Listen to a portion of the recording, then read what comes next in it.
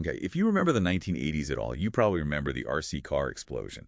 I mean, that incredible Tamiya box art, right? And the sound, that whine of the Mabuchi Oh, motors. yeah.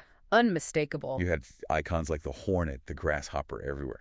But today, we're doing a deep dive on one specific legend, the Tamiya frog. That's right. And our mission today, it's pretty focused. We're basically giving you the blueprint, the exact parts list you need for, well, a really awesome nostalgic build project. So it's like turning a gift into a time machine build. Exactly. Building the ultimate reliable frog Restamod.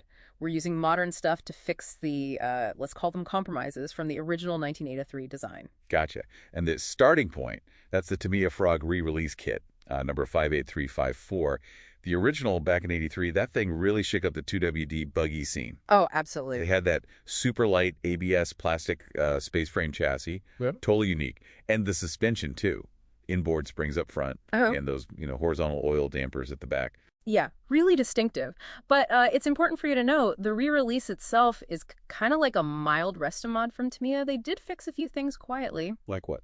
Well, the big one is the drive shafts. The originals used these hex-ended shafts that, frankly, broke all the time. The re-release has modern, much stronger dog bone-style drive shafts.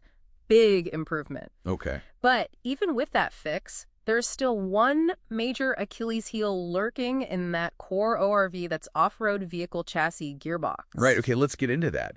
If Tamiya had like 40 years to revisit this, why are we still talking about needing an aftermarket part from the 90s to make the gearbox hold up? Yeah, that is the million-dollar question, isn't it? It likely boils down to keeping the kit cost down and maybe some design legacy. The stock gear differential, I mean, the moment you put any real power through it, like a modern battery or a slightly hotter motor, it just gives up. You hear that clicking sound, right? The clack of death. That's the one. The gears start skipping and you lose all drive. So the fix, and this is fascinating, is the MIP Super Bowl differential. Part number 1621. Okay, explain the ball diff tech real quick. How's it different? Instead of metal or plastic gears meshing, it uses a series of small steel balls pressed between metal rings.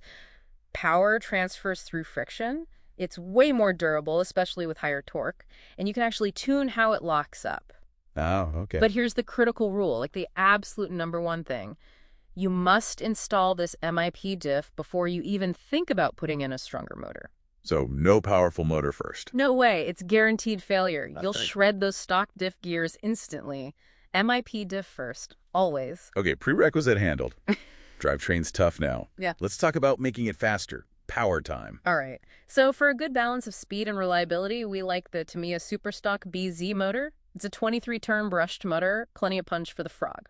But there's always a but, isn't Right. there? It needs something else. Yep, you absolutely need a hardened steel pinion gear. Specifically, an 18-tooth one with a .8 module pitch. Why steel? The kit comes with one, right? It does, but it's soft aluminum. That BZ motor has enough torque that it will literally chew the teeth off the stock aluminum pinion in like minutes. You need hardened steel. And that .8 module thing. That's just the tooth pitch, the spacing. It has to match the frog's spur gear. So 18-tooth, .8 module steel, non-negotiable. Got it. Steel opinion. Okay, performance is locked in. Now, how about making it look cooler? Or maybe more historically savvy? You mentioned the ORV platform. Right, because the Frog shares that basic chassis with the Subaru Brat and the Blackfoot truck. You can do some cool part swapping.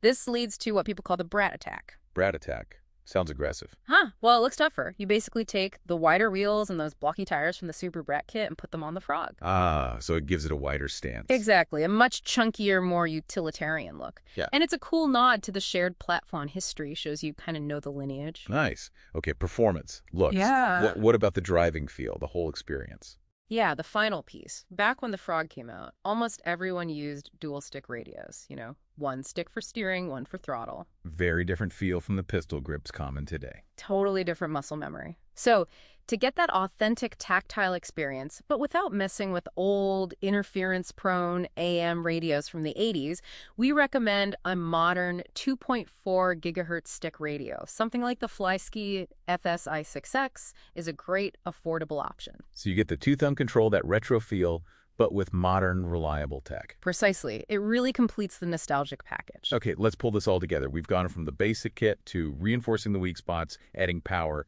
tweaking the look, and getting the right control feel. Yeah, and you can see it's a phased approach. You can scale it. You could just build the kit with the diff for maybe around $200 just to get it running reliably, or you can go all in with the motor, the pinion, the wheels, the radio, closer to maybe $470 for the whole ultimate setup we've described. So really, the parts list, the upgrades, Yeah. they're just catalysts, right?